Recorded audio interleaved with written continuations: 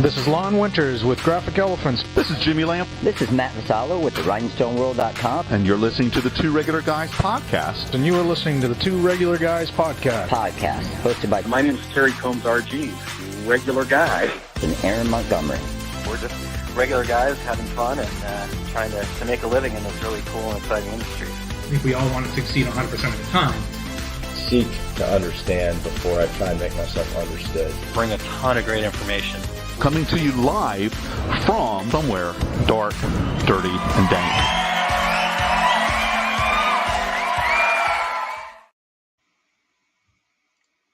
Welcome into the show, everybody. It is Friday, September 23rd, 2022. What you may have noticed is I'm Eric Campbell, and I'm standing in for both Terry Combs and Aaron Montgomery. So kind of hard to call this the Two Regular Guys today, so you're just going to get one irregular guy, but I will certainly try and do my best to bring you guys some great content.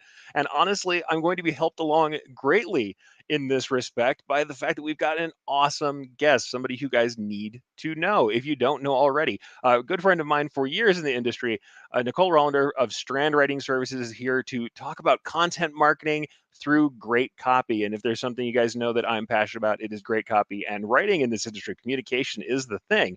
So very happy to have Nicole on. Sad we can't have our very own Terry Combs and Aaron Montgomery. Both of them are on the road teaching, educating, doing the thing that they do best, which is bringing more great education to the masses. So while we are here today, forgive me for having the my usual background up in the things that I do, but I will be pushing the buttons, running things, and bringing you a great guest. So hopefully you folks will still get a lovely time with it, even if it's not quite the Two Regular Guys. But with that, let's say hi to a few of the people who have showed up. You know that we like to say hi to our live listeners. If you are at all having a chance to get in live, it's a great time to interact with other people in this industry and check out the kind of conversation between the regulators. So let's go ahead and say hi to a few people. We have Chuck, who says, good morning to Aaron and Terry. And I'll say, hey, I'll have to pass that on for you, Chuck. Apparently not today, my friend. Josta's coming in from Sweden. Always glad to see Josta in. Christy is saying good morning. Rich is in saying good morning. We have Ramona showing up as well. Good morning, Ramona. And Dean is showing up. We will see if we can get questions and talk to you guys, but we have tons of excellent stuff to talk about with Nicole. So what I really want you guys to do, if you, like Terry, are ready with your yellow legal pads, your junior yellow legal pads ready to take notes, you will be well served by listening to what Nicole has to say. So like I said, should be a really awesome show. I'm really excited to talk to Nicole because I know, having seen some of the questions we have her and some of the notes she's written, that we've got great information that I think you guys really need to know. Marketing is something we, especially when we're facing sometimes uncertain economic times, marketing is the thing you never want to pull your foot off of the gas on. I know lots of people stop and kind of take that out of their equation way too early. Every time I see that, I know somebody's headed for ruin. I hate to see people not marketing and not working on it, and getting out your message is critical. All right, so Ramona's in, a legal pad and pen at the ready. All right, so like I said, take notes. This is good stuff. With that, let's go ahead and start out with a little bit of news. We had an announcement from the folks at GPX, Graphics Pro Expo.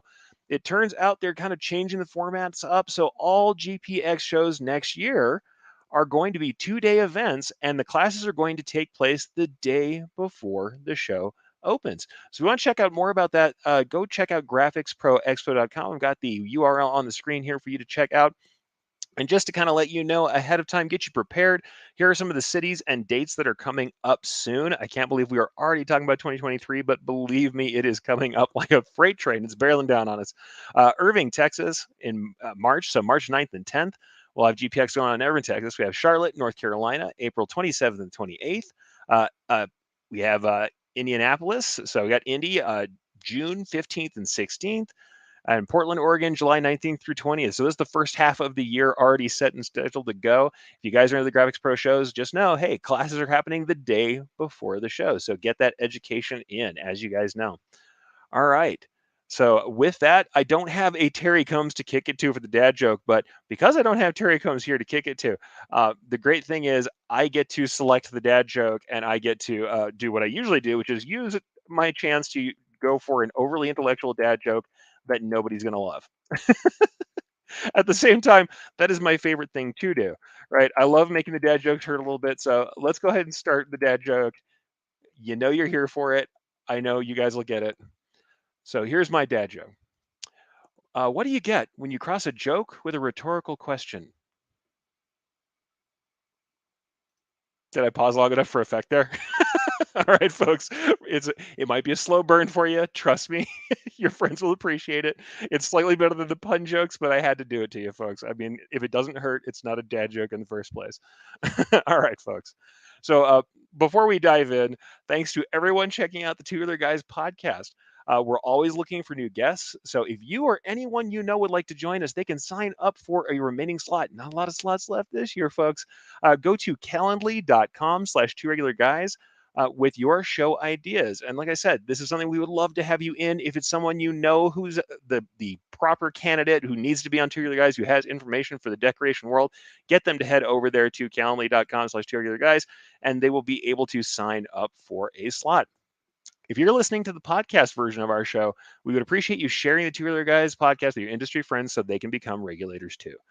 We would appreciate you giving us a review. The reviews really help a lot with us getting out there. So if you're on Apple Podcasts, Spotify, iHeartRadio, Stitcher, Amazon Podcasts, or wherever you do your podcast listening, we would love to have you give us that review. And if you're watching us live right now, please, by all means, share this with your industry friends so they can listen, they can join in. And if you're live, join with the comments and questions, get in, ask questions. This is a great time for you to get one-on-one information from someone who really knows what there is to do with marketing. So with that, we're going to go ahead and hear a quick word from our success group, and then we'll be on with Nicole. Hi, I'm Kylene. And I'm Aaron from our success group. We understand that feeling of knowing something is holding you back. Are you watching others succeed and wondering what they have that you don't? There's a secret locked away inside of each of us, yet we never think about fixing it because it has to be something external from ourselves. It is the limiting belief that everyone wants to just push aside and try to hustle and grind harder to get there. But the truth is, those limiting beliefs are keeping you from asking for help or doing the action needed to move your business forward. The sooner you can identify what's holding you back, the sooner you will start achieving your goals. Head on over to oursuccessgroup.com/unlock and click the turquoise button, Learn the Magic to Unlock Your Potential. We hope you make this investment in yourself and unlock your potential so you can find more meaning and success in your life. All right. So with that, go check that out over at our success group. We know Aaron works really hard to put these things on. And like I said, great information from Aaron, always a worthwhile expenditure. Got to work on that business, not just in the business. All right. With that, let's bring on our guest. I have been very much excited to have her on, and I can't wait to get into this, the meat of writing copy, of marketing, of knowing how to communicate your value. This is stuff that I think you guys really need to know. So it's just something that I really love to have here in front of you today, this morning, information you can really use. And by the way, I'll go ahead and answer this because it's funny. Christine says, is the take up happening early today? Nope. Yes, it looks a lot like my show. I didn't change my background quick enough. Once we get Nicole on, you'll recognize we got the Two Other Guys. But here's the thing. Trust me, Nicole's going to carry the show. We have no problems having to worry about missing the second host once we get her on. She's got great information. So let's go ahead and introduce Nicole. When Nicole Rollender is not cruising the back roads of South Jersey's Pine Barrens in her classic Fireball Red Trans Am with a double espresso, by the way, well written, as we expect. Love that image. She heads up Strand Writing Services, a creative agency that leverages the power of interactive campaigns, sizzling conversion copy, and inspired content so your competitors become invisible, your seekers crystallize into loyal for life buyers, and you make more money. Nicole holds an MFA in creative writing from Penn State University and built her business on a 15-year career in award-winning editorial publishing, content marketing, and professional development in the decorated apparel arena. A 2017 recipient of a New Jersey Council on the Arts Poetry Fellowship, Nicole is the author of a poetry collection, Louder Than Everything You Love from Five Oaks Press, which is on a shelf behind me, behind my backdrop, believe me. All right, so with that, can't wait to bring her in. Here is Nicole Rollender. Hello, Nicole. Hello, thank you for coming Eric. in. You read that really well. I make my attempt. I like that you introduce yourself as an irregular guy. I can't help it. Just telling the truth. I think that's the thing. I'm being my authentic self. And I know. I love that. That's what I'm talking about. All right. So we're going to get right into the questions because you have so much great stuff to share with us. But let's just go right into copy and content. This is the meat of the thing. Yeah. When you're looking at the copy, the content that people are putting out there, what are those mistakes that you see the most often? I mean, obviously, do you kind of cringe a little? Does it bother you when you see these mistakes that companies are putting out there? Yes. Most writers and grammar nerds, like, they're correcting signs and whatever everywhere they go. So full disclosure, you guys sent over these amazing questions and I wrote a ton of notes yesterday. So I think those notes will be available to people, right? The show notes. Yeah, we have show notes that we can put them up. If you're happy putting them up, we would love to share. Yeah, so I'm just letting everybody know I wrote like 7 pages of notes and they will be available to all of you. I do include some examples too. So I will be referring to my notes because there's a lot, but I wanted to like come really prepared and give you guys a lot of stuff. Love it. All right. So, I mean, the first big mistake is like when you see copy that looks like it hasn't even been proofread, you know, and it's like things like strange capitalizations. We serve all businesses, capital B. Okay. Didn't know that. Straight up bad grammar, you know, blatant misspellings. One of my pet peeves is the misuse of the apostrophe. So there's a hair salon near where I live and it's like hairs, but it's apostrophe S instead of hairs with no apostrophe. So I actually told the owner that they should fix it. And he said, yeah, maybe the next time I get a new sign. I'm like, and so things like that, the problem with those is they really jump out, you know, and they distract and they look careless. So think about good embroidery. When it doesn't look good, you notice, right? So that's kind of so that's like base level stuff. Some other things, you know, B2B business owners often think that they have to write in this really like overly formal way that no one ever speaks like ever. You don't write like that. You don't speak like that. But as soon as people start writing for their websites, they get into this really weird, overly formal speak, often, you know, too much verbiage, and it sounds outdated and fuddy-duddy, right? Oh, so, you know what? I actually have a term for this one. I have to break in because I love this because it always makes me think of this is like that. It's the 80s brochure copy. It's like everything is chrome and wood grain and perfect and everything is bigger than it has to be. And you use technical buzzwords. Right. Jargon. Totally. It's the worst. Absolutely the worst. The trend, you know, people are going more toward more casual copy the way we speak. But then the flip side of that is copy that it sounds like somebody wrote at 3 a.m, maybe after partying too hard, you know, and they just throw it up and you're like, what are they saying? It makes no sense. Sentence fragments, things like that. So, you know, either extreme isn't good. This is sort of a visual thing, but too much copy or too little copy. Like when you've got too much copy, it's like, oh my gosh, I can't read that. But when you have 3 words on the screen too, that also feels like, well, did you think about the customer experience when they come to this page, right? So just because you have good copy, you know, you also need a good designer so that it presents well when people are looking at it.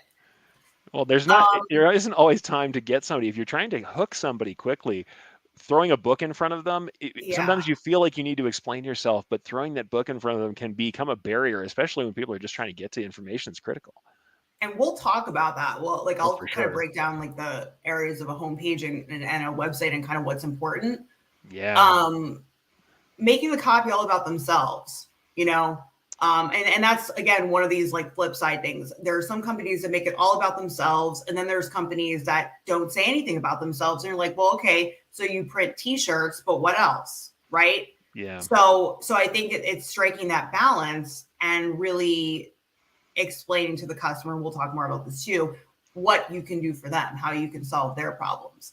You mentioned buzzwords and jargon. I think when you focus too much on features rather than on benefits. So one is like plenty of staff. Well, okay, cool. But if you wrote a human will always answer your call, suddenly that makes more sense. Now I care that you have a lot of people running around, you know? Oh, totally. I think that's the classic one I remember is when I first came into the industry and I was writing for websites or helping people build their websites at the shops I ran.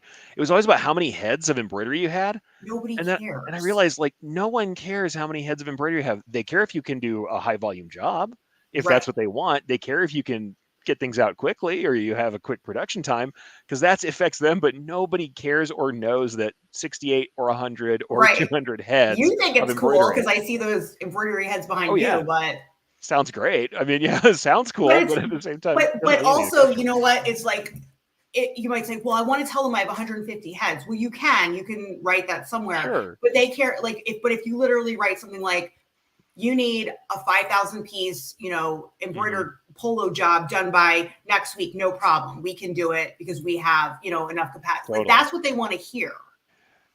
Talk to them in their language. Yeah. What answer do they need? Yeah, that's it for sure. Right. And I said, well, we'll get into that and everything. Similarly on product pages, right? And I'll touch on this later, but you go to some apparel suppliers' websites and you click, and it's either there's nothing on the product page, just the t-shirt. You're like, well, okay, what about it? Or, you want to present it to your client and it's just a list of features. You're like, well, how do I explain this to them in a way that's colorful? Well, you can wear this fleece when you're on the slopes and you're heading to work and it's, the rain. So you want to paint a picture. You want to give people language that they can use when they need to go back to a decision maker. So you have to do that work of kind of giving people what they need so they don't have to work hard at all. Yeah. At all. Yeah. I think that's the funny thing is I always do this in my classes where I stop and go, all right, there's no customers in here, right? I kind of whisper to everybody, go, customers don't really know what they want. You have to tell them. They don't have any vision. You have to guide them. Yeah, you have to guide them. That's why they're there to talk to you. That's why you're the expert. So I think it's the same thing with product pages and product services, that you're giving them kind of the armaments they need to go, like, as you said, face decision makers. It's huge. Yeah, they don't want to do the work. And I mean, I think the last sort of thing that I wrote down here is not having calls to action that are really clear. You don't want to have them everywhere, but they're kind of like road signs. Okay, like I'm in this building, where do I go next? And so at different junctures, you want to offer them different possibilities and whatever that looks like for your shop. It could be book a call. It could be check out our catalog. It could be click here and talk to an agent. You could give them a few choices depending on where they are at in their journey. So like I said, it doesn't have to be everywhere, but you need to do it often enough so that if somebody's ready to take an action, they don't have to think. It's right there. I think that's such a great thing to bring up. Too many times we're expecting them to do the work of knowing what's going on, but you don't want someone to ever wonder what's the next step in paying you. I mean, I hate to put it that way. I mean, you need to make it as simple as possible. Yeah. For them. Whatever the next step is, it should be obvious to people. And by the way, you got some great comments coming in. Just to let you know, we have Christine says, as we know, Christine Shreve, good friend of ours as well. Nicole's a great guest, very knowledgeable, fun to talk to. But she also says, Jersey's in the house. That's right. Christy, Christy says Jersey's in the house. She's happy to have Jersey represented. Awesome. Christine, again, just respecting the poetry, which I have to agree with. And then, as we say always, it's punctuation errors. Yeah, punctuation errors are wrong place. Stupid errors. Yep. That's the one, and the misused apostrophe. I'm one of those too, where it's like, oh man, that is a possessive. And with my weird old English background, there used to be a grammatical ending that we are now kind of half missing. We half have it and half don't. That's what that is. Because it distracts you. Like even if people will say, oh, if there's a mistake, it's not like they're not going to buy from me. No, of course not. But it distracts them and they start thinking about that, Totally. Now, don't get me wrong. I know there are people who do this. It was a big thing on TikTok for a while where they were misspelling words on purpose to get attention. There's a concept of getting attention on a small piece of content like a TikTok video, and then there's having your sign misspelled. When they're trusting you to spell things correctly for their shirts and their gear, I don't know if they really want to see that on the sign outside. I'll go out and go out on a limb, I guess, and give you guys my hot take. I don't think it's good for your signs, for your copy. All right. So before we go any further into the stuff that the commenters are bringing up, I have to just say, I want to hear kind of your bullet points. Why is good copy important for decorators? I think a lot of decorators think of, we're very visual. So we think about the images, we think about video, we think about that stuff very naturally, but not everybody thinks about writing and why it's important to have that good copy. So I'm just going to use an embroidery example. Right. I was going to a chiropractor, all right, and he had these really nice polo shirts. And because I know about embroidery, right, I, of course, hone in on the embroidery. And he noticed I was looking at it. He said, oh, do you like my embroidery? And he was really proud of it. And he was talking about his image, how he gets really close and gets in people, he's doing the back and everything. And he goes, so I got to smell good, but I have to have nice embroidery. And he kept talking about the embroidery. Right. And so if you see bad embroidery, it immediately jumps out. And so I sort of said that before about, punctuation and things like that. But the thing is, how many competitors do you have? right? Nationally. I mean, think about, even myself as a writer, how many competitors do I have? Like thousands, hundreds of thousands. I don't know. Yeah. So you have like 15 seconds to attract people, keep them on your website. And if there's something that is not jiving with them or doesn't feel good to them, they're going to be off to the next site. So just like good embroidery is important, people may not be embroidery experts, but if they're in a restaurant and they see bad embroidery or heavy, they're going to notice it. They're going to be looking at it. It's the same thing with good copy. If it's bad or it's like uninspiring or whatever, they're going to feel something. They're going to have an impression, even if they're not quite sure why that impression is happening. I also felt you just had that. I just want to reiterate, Nicole has hit it on the head here. 15 seconds. Yeah. Imagine that you have to get people hooked enough to continue on with you in 15 seconds. That message has to be pretty clear. And so it's the design of the site, of course, and the words, so it's both, it's the visual and it's the words. But I also say, because I notice that, now we have more, millennials and Gen Zers who are decision makers, and they really don't necessarily want to call you or chat you. They want to go on your site and find out what they need. They want to find out if they like you. And so if you think about your website copy as being like a 24/7 sales and marketing team, that suddenly seems a little bit more important than, oh, it's just a placeholder online, right? Suddenly now it's like, well, that has to work for me. That's me talking to them. That's my rep talking to people. So they really go online to see if they want to work with you. Like if you sound a certain way or you're boring. I'm not saying that, you can't sound boring. You can, but I'm just saying people look at brands more as like, do I want to work with them? Do I like them? Are they cool? There's a lot of good writers out there. There's a lot of good screen printers, right? So if you're somebody they like, then that may influence their choice.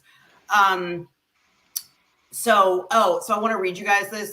So I put out a certain vibe on my website. Like I'm edgy, I'm creative. I'm not going to be the run-of-the-mill writer, right? So when I write on my website, I feel like it's me talking to my clients. I'm just going to read you like a quick excerpt of the way I talk to my people. I'm walking barefoot over hot coals, fearless when it comes to your copy.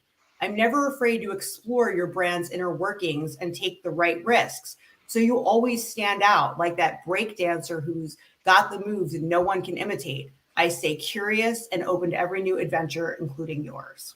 The imagery, it's imagery that's really clear, and it also is unique. It fits with your vibe. And I think people kind of are afraid sometimes to have that, or if they get into that trap you talked about earlier, where they're being overly corporate and glossy, and they kind of don't get that part of people vetting you really is seeing, do I like the vibe? Do I right? And your vibe, and we'll talk about sort of like thinking about your vibe, and your vibe can be whatever you want it to be. Totally. It just can't be not memorable. Like, well, for sure. I think that's what you've really kind of hit it on the head with that. And I'll say this too. This is a secret I tell people with e-commerce all the time. You don't have to have the same vibe on all of it. You can have multiple personalities in the front of your company. You can have different vibes for different websites. In fact, it's the right way to go. Different customer personas that you like. Maybe you serve corporate, but you also serve metal bands, right? So that's not going to be the same vibe. For sure. Love that. Okay, so what was the question again? The question was, yes, good copy. Good copy. Why does good copy matter? Sure. So this is sort of like, this is also important, right? I keep saying we'll talk about this, because everything sort of ties together. But good. You sort of need to be a mind reader. You sort of need to meet people. What is the literary term in media res, in the middle of action, where they are, where they're struggling. People are coming to your site because they either have a big problem. Their boss has said, "Hey, we need 150 t-shirts in 2 days," and you're like, "Oh my gosh, I don't even know what to do," or they have a goal. They have an event and they want to raise a lot of money and they want to have some great swag packs. And either way, they need your help. So if you are able to communicate on your website that you understand the pain and reflect the pain in your copy and make it a little painful for them to read, they're going to say, okay, this company understands my pain points. Yeah. I think it's all about telling that story. And in fact, we've got a good comment here from Eric Mickelson. He says, facts tell, stories sell. So tell Yes. stories in your marketing. That's great. Got a couple more Stories. great. There's a stat. It's like people remember stories 22% more. I have another example from my website if you'll indulge me reading it. So I am not the cheapest writer, as I'm sure many of the shops owners watching are not the cheapest. And so what I did on my website was write these little scenarios of who might you be, what might you be looking for, and what do I wish for? So I bet one or more of these sounds like you. So I chose the DIY entrepreneur. And this is what they're saying. I bought the Copywriting for Business Owners courses, snapped up all the $37 sales pages and email templates, and even asked my English major BFF to work her magic on my homepage headline. I thought it would be easy to write my own copy. Instead, my website doesn't show off who I am at all. And I've wasted so much time and money trying to DIY my way to sales success instead of excelling in my zone of genius. Then I wish for, quote, a copywriter who gets my brand and creates the website, sales page, and email copy I need to turn the heat way up on my lead gen, sales, and brand recognition. Yeah, I mean, you're just really addressing people where they're at. And I think that's really key. And for sure, I will talk, I think, in one of the next sections about where you get that information and how do you know what to write. Because that's really key. If you truly know your target markets, you will have everything you need to write the right copy to attract them and get them excited about working with you. No, I love that. I mean, I think that's the thing. It has to start from a place of legitimately wanting to know your customer. I think that's part of it. You do have to care. The joke is with me has always been take the risk to care about your customer. Because I remember so many times when people are talking kind of in a mercenary way about customers. I'm like, yeah, time is money and we need to make money. But if you don't care about what their pain points are, you don't care, or at the very least care about knowing it for yourself, you have a hard time marketing to them and you have a hard time serving them in general. And also, like, if you get the right customer, they're going to come back to you over and over and over. And what is lifetime value? And then also they're going to tell other people about you. You know how many people have come back to me over and over and have referred me over and over to people, right? Because that's when you deliver the experience that you communicate on your website and even exceed it, they're going to be like, this person's the real deal. This brand's the real deal. And they're going to like sing your praises to the high heavens. Of course, especially if you're meeting them in a place where they have a real problem. Yeah. You've described the problem and you really do have the answer for it. You really do have tools to help them out. I mean, and the thing is, you can think about what we do. Sometimes I talk about this, people are like, all right, we don't even make the shirts, we make them pretty. I mean, that's what I talk about with decoration. The thing is, we are helping people with message. We're helping people communicate their message or their branding to other people. They're promoting themselves. They're defining their identity. They're showing affiliation with a group or with a political spectrum or with a cause. These are things that they're invested in. We are providing them value for that. And if we're going to do that, we have to think of ourselves in that same kind of boat. How do we communicate and how can we show them that we're there to help them with that stuff? Yeah. It's entirely part of the thing. The communication's always part of it. Yeah, 100%. What I'd love to do is kind of go back to some of the stuff we heard about in your bio. You talked about interactive campaigns. Yeah. So I think this is interesting, and I'd like to just have you define that. So what is an interactive campaign? Yeah, I mean, I'll mention this briefly because I sort of think of it as components of marketing campaigns or copy efforts. Like, we want people to respond to us. We want people to talk to us, right? So what are some of the ways that happens? So I do a lot of organic social media posts. I post them on my own wall, and I've done this for clients. And then they go in all different groups where your target market lives. And if you're writing these organic posts and they're resonating with people, they're going to comment on them. They're going to reach out to you in the DMs. They're going to go to your original page and they're going to start reading it. And so if you have some kind of call to action, like comment below, click here, do this, they're going to do it. And I know this for a fact because I've done it with my business.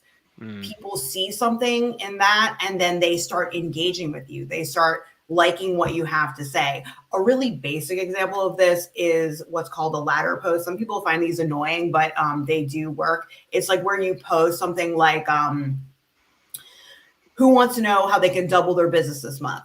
Who wants to know how I help the client smash their money goals with logo t-shirts, right? And then you can often get a lot of comments. And generally what will happen is you'll have a white paper, you'll have something ready, you send them the link, and then they're going to put in their email address, get the white paper, and then suddenly they're on your email sequence.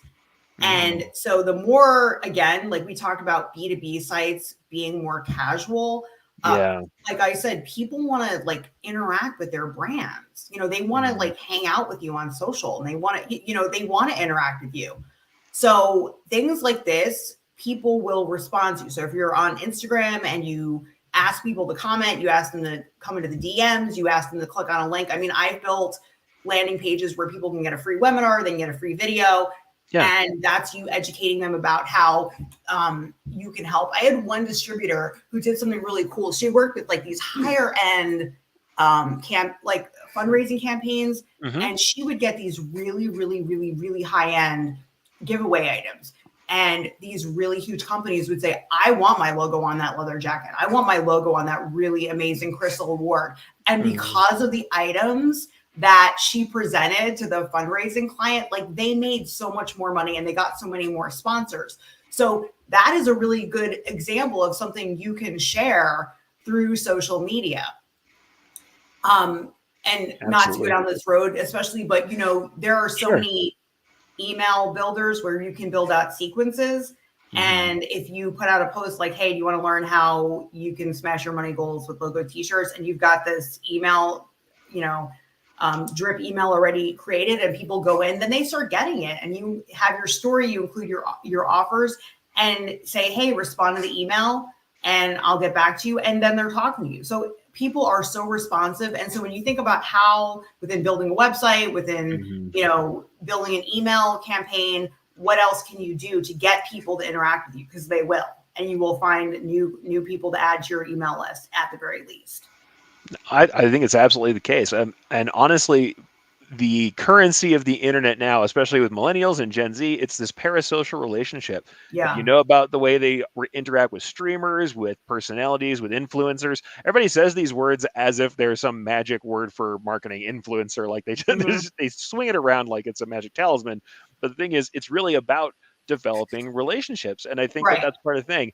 Relationships don't work unless you have the ability for people to interact. And I think that really does make a difference to ask for that interaction. And especially if you really do respond to it. Does it mean spending some time on that stuff? I think it does. But I think that's valuable. Or like we know, hey, there are people who have services to help you with this. Maybe one who's right here with us right now. I mean, there are ways to get help kind of tailoring these campaigns. But I think it's worthwhile for people to understand that interaction makes them a stakeholder and a part of what you're doing. And that's going to help to build a relationship and also make them more likely to kind of come back to you. Yeah. And, you know, people will say, well, do I have to hire a copywriter? Well, I mean, yeah, I think you should. But the truth is, the biggest secret of success to creating good copy is knowing who you are, knowing who your customers are, knowing what their biggest problem is, and knowing how you solve that problem. I mean, when you get really granular into that, that's really where you're going to start being successful. Whether it's writing copy for your website, writing a social media post where you use that kind of like problem, agitate, solution formula. Here's your problem. Here's why it really sucks for you. But guess what? Here's my solution. If you're interested, you know, do this. That's really the secret. That's where good copy starts, because often if you know the pain points in your solution and you have an authentic voice, if you know how to talk to people, that will come through in what you write. Oh, absolutely. And I think that's when we first talk about people marketing and when they're kind of uncomfortable. One of the ways I always kind of help people get over that is to say, you know, start your first marketing with a niche that you already know very well, a community that you belong to, somewhere where you already speak the lingo, speak the language, and know the pain points. And that tends to help you feel comfortable in that. And I think we got a comment from Eric Mickelson here. When designing your website, pick your niche, develop the website around the niche. We focus on the construction industry, and our site speaks to them. Yet speaking directly to an industry and I mean, Aaron talks about this a lot too, is that customer profile. building up a profile in your head about which literal kind of person you're talking to. Imagine the person that you're talking to who is your primary customer, and what do they need to hear, and talk to them. I mean, I think you've hit it several times. And I think when we're talking about the interactive campaign, it's more about encouraging interaction. And I know it's like a live component. It's bringing things in that have, that have their own draw, live trainings, videos, things that are valuable, that promise to help them solve problems, that help them know more and do better, and let them kind of bring that solution to their people. I mean, we make our customer the hero in all of this. And I think that's kind of something that people don't always think about, is making that customer able to then serve their problem with our help. And I think that's something that working toward that message really helps. And the interactive campaign seems to me to be kind of like on that same vibe. Yeah, I see a comment also here. How do you hire a copywriter that knows our industry? Well, I mean, it's like if you're an embroiderer and you work in construction, right? I am a copywriter, and I specialize actually with embroiderers and screen printers, because I've been a journalist and been in this industry forever. But just like anything else, you're gonna find specialties. I was gonna say too that if you serve different niches, you can have different landing pages on your site. If you're if you're this, click here. If you're this, click here. That question just caught my eye. So well, no, absolutely. I think that's keep going. No, I think that's a good one. And also, like what I would also say is like, hey, just like us, we as embroiderers aren't going to know every niche deeply. Like, I'm not going to know everything about the construction industry, but I can ask questions and I can learn enough to help. I'm gonna just say it. Voice of customer data. I've got that on one of my got that on one of my next pages. But it starts with asking people. You have to ask questions and listen very deeply. Seriously, it's important. But let's move on from that. But that's the thing. I think it's not, you want somebody to be an expert in the thing that they do, but then if they do the right research, they're going to be able to help you. I think that's how it is. All right. But one of the things we had in your bio, and I actually really like this because you've got so many descriptive kind of ways that you're going to help. And I like this one. You talk about making your competitors invisible.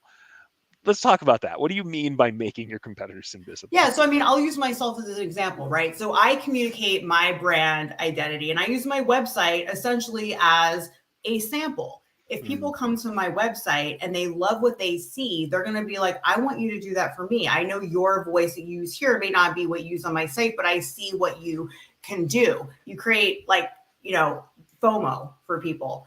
And I've had it quite often so what happens on my site is somebody goes, they check it out, and then they're prompted to book a 15-minute call. And quite often what happens is I get on with somebody and they say, hey, I loved your website. I love what you're doing. I just want to find out if I like you, and I like you. So send me the invoice and let's get started. Yeah. Because what I really try to do is I create an experience for them where I show them what I can do for them.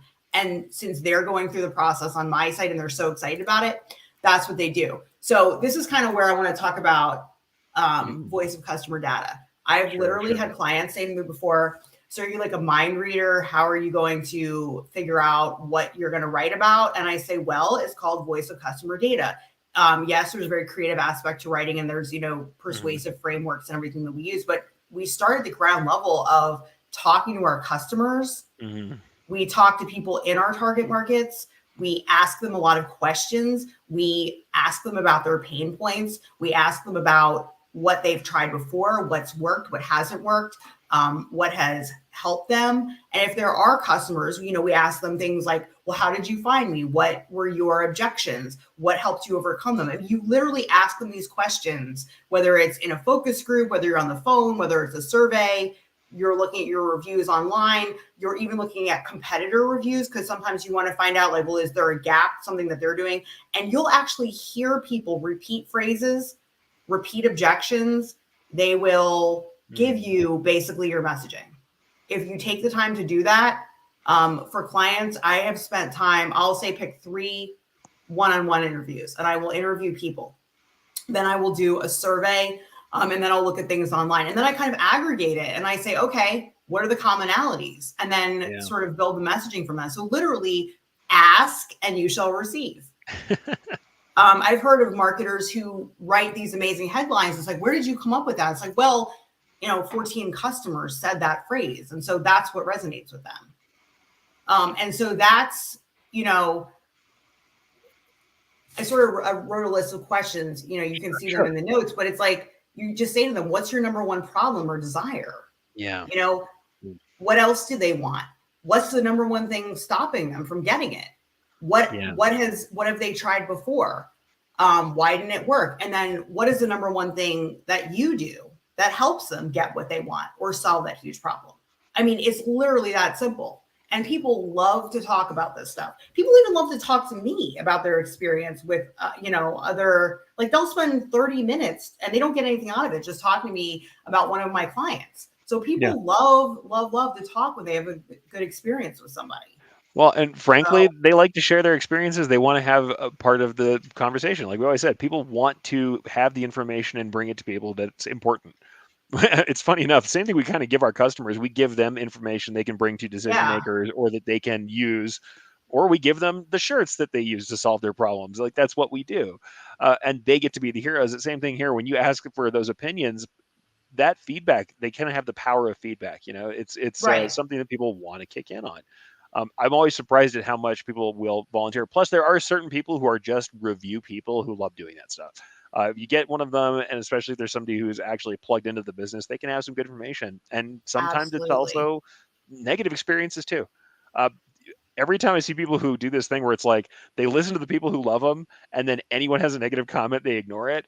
Do so at your peril. You can't do that. You need to pay attention to it all, because you may find, if you're getting certain negative comments, just changing some of the copy or addressing it in your FAQs, that you really can just make a little tweak and then those perceptions go away. Oh, totally. I think the funny thing is I had somebody who I was discussing this with, and I've kind of paraphrased this many times on the show, where they were talking about, man, I just hate it because the customers are stupid. They don't know what they need. The customers are stupid. And I was like, no, you're stupid because you're not listening to them. Yeah. Number one, it tells you either the nice way to say it is like, oh, maybe we're not correct. We're not communicating correctly in a way that they can get. Maybe that's us. That's the nice way. The mean way, the kind of mercenary way to say it, because I've got some people who say it's all about money. I go, all right, let's say it's all about money. You want their stupid people money. And if you want their stupid people money, you better learn how to talk to them. You better learn how to talk to them. Like if you do the copy on your site right, when people reach out to you, they will be educated. They will know generally what you need them to know. Yeah. When I book people, when people book on my calendar, they actually get, before they get on with me, they get an email kind of explaining to them what I do, asking them some questions. They fill it out. And so when I come to the call, they basically know everything. It's just, I'm coming in saying, well, this is what I recommend based on what you're saying your problem or your goal is, and then we just kind of go from there. If you actually listen to where your clients are stumbling, like I'll have embroiderers say, well, people don't understand, artwork or whatever. Well, I don't know. Does it say on your website really simply what they need to do and what you need? Because once that's there, it's there. They're going to follow your instructions mostly. Yeah. Well, especially if the concept is, here's how you get what you want. Yeah. I'm going to help you get what you want. Here's the way to have a frictionless experience. And it's going to be not much from you, not much work from you. Yeah. I mean, I think that's the best way to think about it. We reduce friction and we make things easier. And I think that's what makes people come back to us. It's the overall experience. And on that note, I mean, we all want, as you described them, we want these kind of loyal for life customers. We want to get these people who are, rabid fans, as we say, people who want to come back to us no matter what, that we are the default choice. What are some of the ways that we can help people get there? We can get our customers to be loyal like that, want to come back to us always as our first choice. Okay. So for this, I want to kind of like lead with 2 points, and then I just want to break down the areas on your website where you should kind of pay attention. Right? Absolutely. Yeah. So what I do on my website and what I try to do for clients is I sort of create a space, a virtual space where it's like you're entering my business, my brand, you're coming in, it's a space of encounter. It's almost like going into your physical store. What's that like? We create that with words. And if they're feeling a certain way in that space, they're already going to know what it's like to work with you. So we want to get them hooked. We want to get them excited.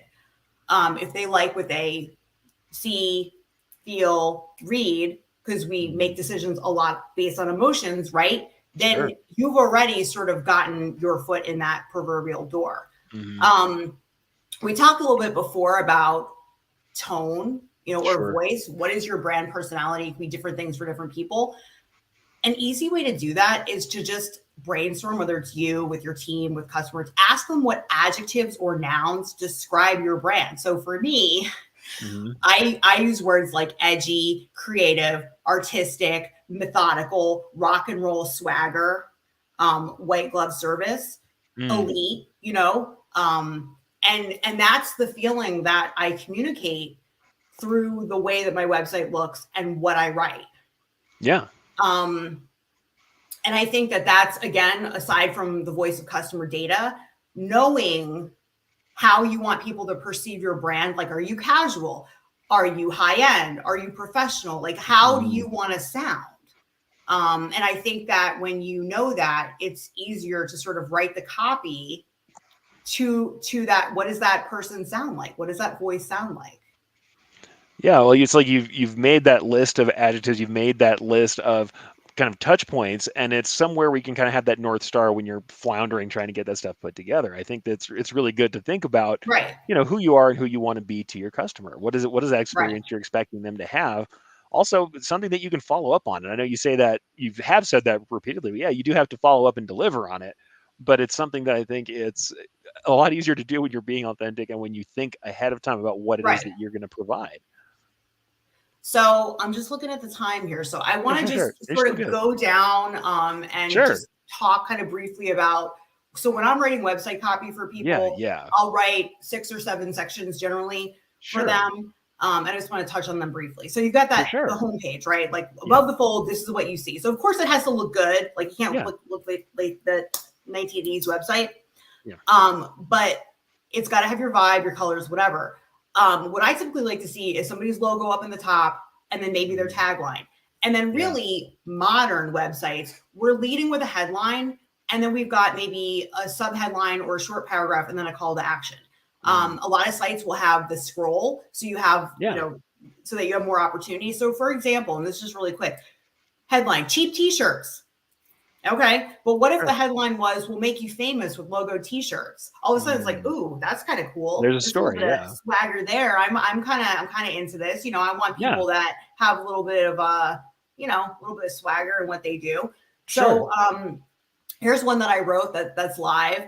The contract embroidery partner who'll make you look like $1 million, and then in parentheses, and maybe add that to your bottom line too.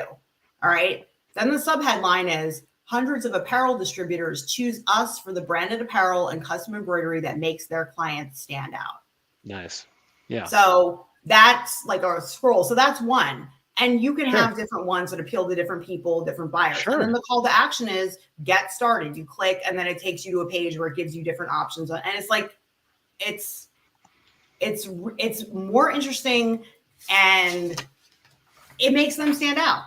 Yeah, well, and it's more immediate. We've gotten to the point. We've shown someone, it's like, here's the situation that you want to be in, and here's how we're going to get you there.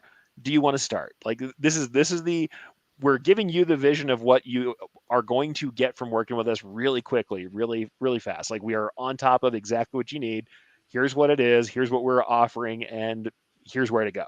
I mean, that's it. It's really clean, really clear, and there's not a lot of questioning what you need to do next. I think that's so huge. So you've got some attitude, you have the concept, you have the vibe, and you have a vision for the people who are coming in. I mean, that's a lot, and it can be done in a sentence like that if someone who's writing well does it for you. Right. And when we're talking about calls to action too, when you're kind of thinking about site design and you're thinking about, well, what are the calls to action? So in some places it might be join our email list. Another place it might be chat with somebody. I have a couple of freebies on my website. I think one's about a blog and then one's about something else. And so if somebody's interested in one of those topics, they put in their email address, they get that freebie, and then they're in the bucket that I have. It's like, oh, this person's interested in, blogging. This person's interested in that. So if they're just browsing and not buying it, because they might come back to your site like 5 or 6 times before they actually do something. But if you give them a taste of who you are and what your expertise is, that helps. So product services page, we talked about this earlier. It makes sense, right, to have a few lines of copy on every single product page. I mean, I had a customer and I wrote 60 pages of product description, and it was like painstaking. You know what I mean? But that is amazing for search engines. It's amazing because you're not doing the work. You're not trying to envision what does this product look like? What does it do? Like, you're already putting the images in my head. So you're doing the heavy lifting for me. Same thing with, screen printing. I mean, we said, like number of heads. I've seen says, well, we use Tajiva machines. Well, cool. But like, they don't know what that means. Yeah. Explain what that means. We've invested in these machines so that when we sew out, your embroidery is going to be crisp, pristine, perfect every single time. Totally. That's what they care about. Same thing with what types of inks you use. They really don't care. But if they're more eco-friendly, if they're more vibrant, if they last longer, whatever, that's what they care about. Yeah. Yeah. All right. So about us, right? So that's one of my favorite pages. This is a place where you can really connect with people. This is like where you can write more copy. It's like 81% of people want to trust a brand before they work with them. So this is in the notes. It's all broken down. So everybody can look at the basic elements of an about page. So I'll just sort of like skim them. If you write a headline and a subheadline that includes their number one pain point and your number one solution, it's like, ooh, they got me, right? Yeah. Then when you start talking about your client, you really make that pain point tangible. You paint the picture of if you're a contract embroiderer, the distributor saying they're sweating because they've got this huge order and their other contract embroiderer screwed them over, and like, what are they going to do? And they're like, they're literally sweating on the keyboard, and then you make that really visceral and tangible in a way that's almost painful. That shows that you understand their pain. And then you shift into talking about yourself. You talk about your solution, how it's going to help. You talk about any credentials you have. You mention some successes. Get a little peacocky here because they're looking for someone. They're looking for their superhero right now. You can include some fun facts about yourself. Like if you headlined a band and stuff and there's some fun facts, include that if it kind of speaks the overall point. And then again, like what do they do next? Always include that, call to action. Ready for me to solve your problem? Ready for me to help you make $1 million? This is what I need you to do. No, I love this concept. And it's something you said repeatedly, talking about millennials and Gen Z especially. They're vetting you.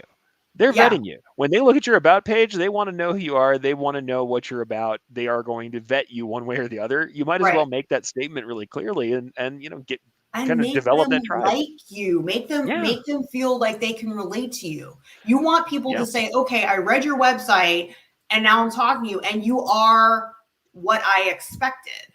Yeah. Yeah. I think that's something that's pretty clear.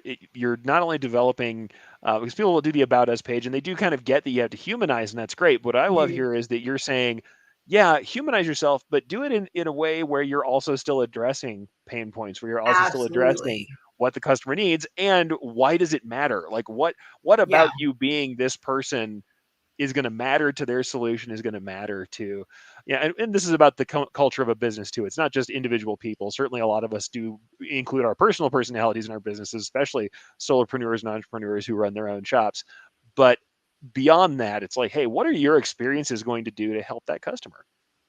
Yeah. And a section that I like to add that I don't see as often is, what is it like to work with us? So this was a weird concept for me as a writer. Like, well, what do you mean? What's it like for you to work with me? And I realized that people want really good copy fast, but they don't often understand, like, what am I paying you for exactly? Like, I know you're going to be typing, but what are you doing? And I literally spent a couple of days entirely breaking down my process. Like, how do I research? How do I write? What do I do? And then I spelled it all out. But then I explained to them, well, you basically just have to fill out a questionnaire.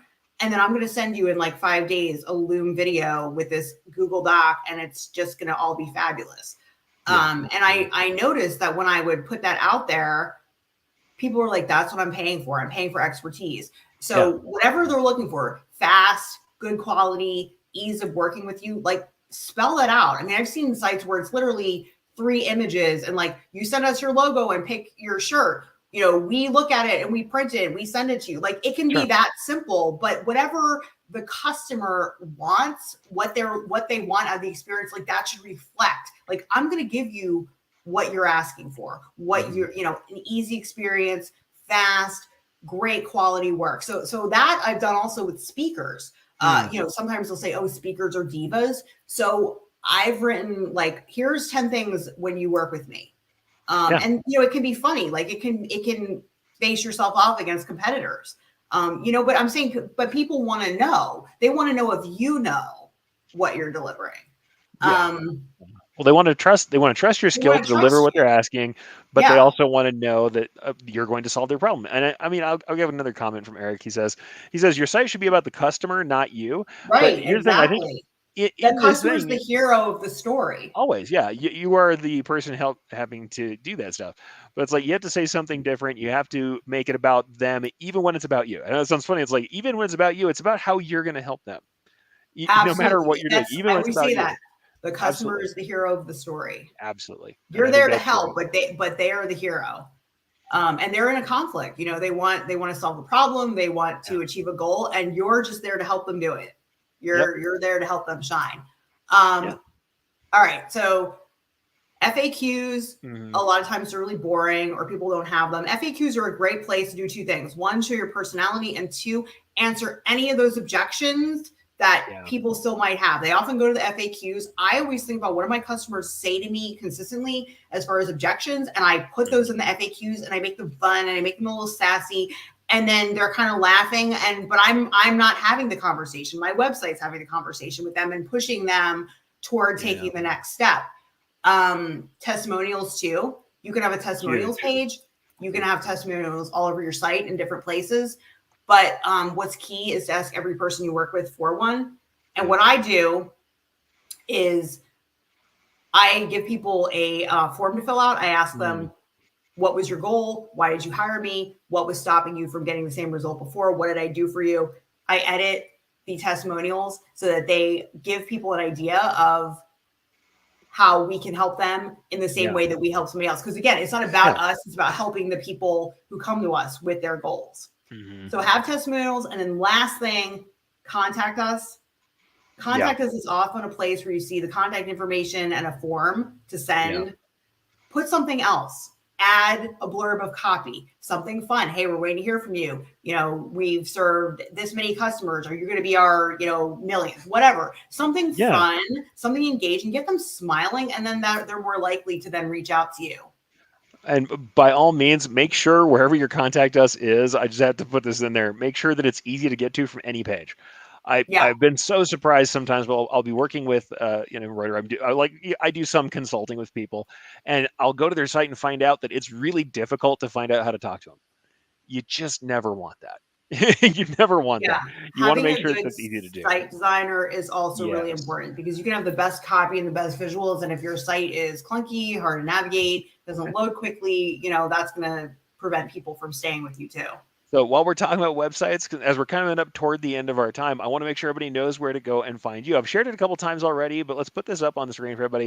It is strandwritingservices.com. That's where you find Nicole. I mean, you can also find her like on Facebook and everywhere you might expect, looking up for Strand Writing Services. But go to the website, and I'm actually going to throw this on stream. Hopefully this is not too much of a shock for you. I'm going to put it right up on screen. You've got a great site.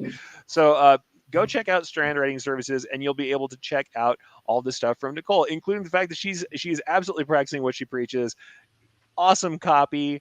By the way, copywriting alchemy. That's awesome. I love that. It conjures this idea immediately in your head about what you do, and then immediately out to our book a copy consulting call. So you got your CTA right there. So she's not just telling you this stuff, folks. She's actually doing it. So go check her out over at Strand Writing Services.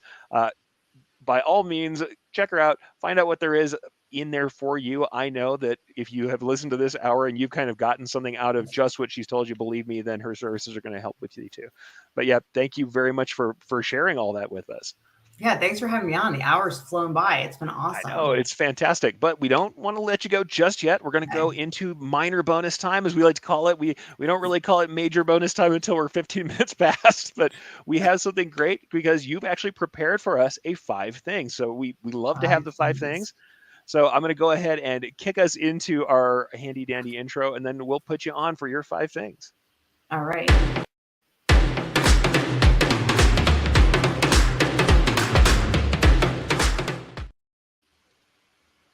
Five things keeping you from writing good copy. All right. Number 1, not believing that good copy actually does contribute to whether you attract new clients or scare them away. If you're okay with lackluster copy, you may be okay with lackluster embroidery or printing. So that's number 1, realizing that spending time on your copy does make a difference. Number 2, not reading other sites like competitors to learn what kind of copy you like and don't like. In writing school, we're always told if you don't read other writers, you're not going to be writing good stuff yourself. So it's always a good idea to scope out other sites that you like, because you're going to get inspired and you're going to see things that they do, and you're going to see things that you don't like. And it's going to help you write better copy for your website. Number 3, not actually asking your customers what their main pain points are. So we already talked about that. Voice of customer data. Take the time to talk to your customers one-on-one, send them surveys. They will tell you everything you need to know to write good messaging. Number 4, not actually knowing what makes you different, right? So if you don't know why you're different than your competitors, it's time to sort of take a step back and think about what makes you unique so that you're able to really create the messaging that will make you stand out. And number 5, being too much of a perfectionist. That might mean that you don't ever write anything down, you may never finalize anything, or you just don't hit publish on your website. So part of it is just doing it, just sitting down and starting to write the good copy. All right. Thank you so much. 5 things from keep you from writing great copy. Love it. You did a great job on 5 things. I just great stuff that kind of encapsulates the whole hour. So once again, everybody, if you didn't catch it earlier, go check out Nicole at strandwritingservices.com. Great site just to look at, and also just great services from Nicole. So thank you again very much for being on with us. Thanks so much, Eric. Thank you very much. All right, folks. Wow. Fantastic hour. I have to go ahead and agree with Eric, who said, great job. Yes, great job. Nicole did a fantastic job. Fantastic information. Think about this stuff that we talked about today. You're getting your message clear, having that call to action where people get to it, having that attitude and understanding who you are and what you can offer, and meeting their customers where they are and making the hero. I mean, fantastic tips all the way around. We will have stuff in the show notes. Nicole wrote us up a great list of show notes and points that we can cover. So once we get those up in the show notes, it usually takes a little bit for us to get them up there, but you'll be able to look at the stuff yourself. Hey, and if nothing else, listen back to the episode on podcast mode after the live. I think sometimes getting that second listen in while you're working, always a fantastic way to kind of gel that stuff in your head. So with that, I'm going to go ahead and talk about the couple other things we have going on. We've got other events and the 2 other guys who are on the road, as you know, today. So let's see what Terry's got going on. He is going through his complete screen print business course in Phoenix. The September 25th, 26th, it is sold out, so you can't get that one. But there is a December class coming up soon, so go ahead and sign up for that whenever you can. As we all know, he's got everything over at his tour dates at terrycombs.com. So we'll grab that. Same class is going to happen in Equipment Zone, Franklin Lakes, New Jersey area around October 29th, 30th. And the screen printing class in Chicago with Atlas Screen Supply, November 5th through 6th. Only a few seats left. If you want Terry Combs to teach you about screen printing, you need to get in on that now. September 30th, Terry will be with me at Impressions Expo Fort Worth. So I'll be heading out there soon too. Boy, that's coming up quick. And he's teaching how to make a living as a full-time garment decorator, right to the point. And October 2nd, also in Fort Worth, training and motivating the breast production staff in town. I have to have him write my copy for his titles, man. Those titles are a little more snappy than mine. He might not have as much alliteration, but he's got great titles. But you want to watch out for any of the upcoming events at terrycombs.com under tour dates. The screen printing classes for 2023 in Chicago and Phoenix are posted now. Oh, you heard me, Terry. It's already next year in your head. But he's got the big book of travel, and he is filling it out. Now, we also have Aaron Montgomery is out on the road today. He's at the Everyday Embroidery Market. So September 24th, he will be teaching. So he's got pricing for profit and confidence, keys to starting a successful product decorating business, and finding your customers to standing out in a crowd. So all of that going on right now. Everything Embroidery Market coming up tomorrow. If you're out there, check him out in Myrtle Beach, and you're going to love seeing his classes. He's put together some great stuff. So everythingembroiderymarket.com is where you go to check that out. Printing United is coming up. So remember, Two Regular Guys is going to be out there, Las Vegas, Nevada. That's October 19th through 21st. And the October 28th and 29th, we've got the Growing Your Business Effortlessly workshop. And that's something that we've got coming from our success group, backed by popular demand. Complete strategic planning workshop is now a 2-day course with 2 90-minute sessions. You're going to have an actionable strategic business plan covering 5 key areas to focus on for your business. All of this, so whether you're a 6- or 7-figure year company with employees, or if you're a startup solopreneur, he's made sure to have something there for everybody and help you get that business plan in line. So you've seen some of the stuff in the 5 keys plans he's done before. This is the solidification, expansion of all that stuff. It's really great. So go to oursuccessgroup.com/grow and you'll check out Aaron for his Growing Your Business workshop, October 28th and 29th. Last, but I guess not least, you'll see me. So I've got some stuff coming up. The Take Up is happening this afternoon, 2:30 Mountain Time, as it always does. Today we have episode 129. It's a Q&A episode. I like to do these every 10 or so, 10, 15 episodes to kind of catch up with some question and answer stuff that people have done. I often answer questions on the show. However, we've got some specific ones today. Embroidery underlay issues. I'm going to help you to talk about kind of how that cantankerous embroidery that sticks out from the edges of your top stitching is happening and what we can do about that stuff. Drawing methods. So people have asked me about how they draw both in vector and in embroidery shapes and wanted to talk about different methods. So I'm going to give you some clues about how I like to draw. And the last part is design, talking a little bit about the source for art and embroidery and how we deal with design and how much design, drawing, and art you need to know to be a digitizer. So we're going to answer those viewer questions, including some other ones. Join me today live at 2:30 p.m. if you can, Mountain Time. So head over to ericcampbell.com, and at the top there's a tab that says The Take Up. There is the current playlist you can get on the YouTube channel there, and you can go ahead and click get reminder to get reminded. Or if you're here on Facebook, any of my pages will have this as an event. It always appears in your time zone. So if you click get reminder, you're going to get it. You put yourself on notifications, you'll get it in your time zone live. And if not, hey, catch it on replay. We always say that we love #replay squad. We love you guys to come in and ask questions, and we answer questions in the comments after the show is done. All right. The next thing is head over to impressionsexpo.com. Like I said, coming up soon, I am teaching Thursday, the day before Impressions Expo starts, before the floor opens in Fort Worth next week. And I'm going to be teaching my Making Small Run Patches class. So this is a long extended class, like 3 hours of me talking about patches and how to make those work, small run patches on your embroidery machine. And I'm going to have a shorter session later on. That'll be the next day on Friday, editing for non-digitizers in the morning. And that's where I'm going to talk about things that you can do with editing designs that are important for people who are never going to digitize an entire design themselves. So editing to rescue a design, that's something that I'm going to talk about, things that you might need to do to help you get clarity in your embroidery, even if you don't digitize. So Impressions Expo Fort Worth is coming up, impressionsexpo.com. If you're going to be out there next week, please come catch the classes, and I would love to see you there and say hi. All right. So with that, folks, I think we've come to the close of another show, right? I may not have had the other 2 regular guys with me, but I think I've done a pretty decent job. And also, I got to thank Nicole for being here. Nicole did a fantastic job of giving us kind of the scoop on copywriting and how to make it work for us and why it's important. But next week, we do have guests lined up. I won't be here. So it'll be a slightly different time also, because we had to do that to get our guest on. But we're going to have Max Hellman, and he's going to be talking to us about live event printing. So go ahead and make sure you get the reminders when that drops, because we're going to have a slightly different schedule. And once again, I won't be here to do the production, so Aaron will have to be on his own that time. But until then, I'm Eric Campbell, sitting in for both Terry Combs and Aaron Montgomery, and I am, I guess, today, the 2 regular guys.